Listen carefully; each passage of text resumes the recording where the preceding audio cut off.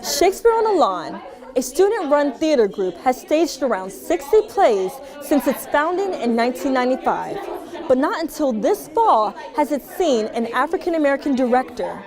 Her name is Kristen Barrett, and in her first full-length production, Kristen is reimagining Romeo and Juliet, an interracial love story set in Los Angeles, California.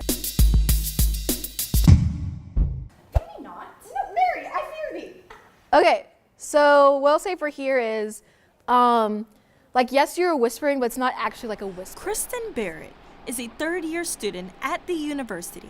Her Romeo and Juliet love story is set not in all-white ancient Verona, but in California following the 1992 Rodney King riots, with a white Romeo who was fallen for a black Juliet. At lovers' perjuries, they say Jove laughs.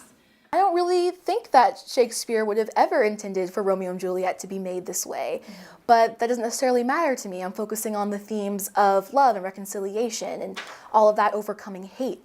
Kristen chose to stage an interracial love story during a time of violence to draw a parallel to the August events of 2017, when white supremacists plowed the streets of Charlottesville, killing counter-protester Heather Heyer during their outpouring of hate. Kristen challenges her cast to revision their characters in this setting and allow their cultural backgrounds to influence the character played.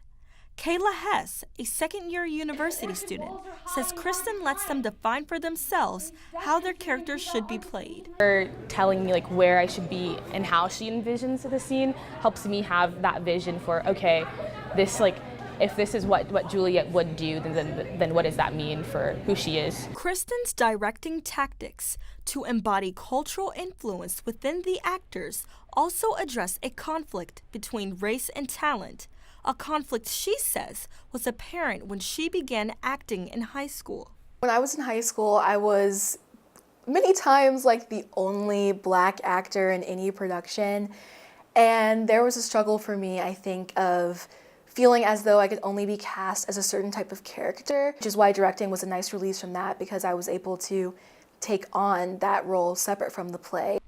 Kristen says she is thankful for the production because it has given cast members a chance to no longer be restricted in the roles they play. I think it has really fulfilled the goal of giving people a voice, especially those who've been involved in theater at UVA who feel like they've just been playing white characters as a black or brown person, being able to give them a voice. As Kristen prepares for Shakespeare's Romeo and Juliet to come alive on stage at the Student Activities Building, she is hoping that the audience remains reminded that in extreme times of hate, like Rodney King riots and the August events of 2017, love and reconciliation connects us all together again.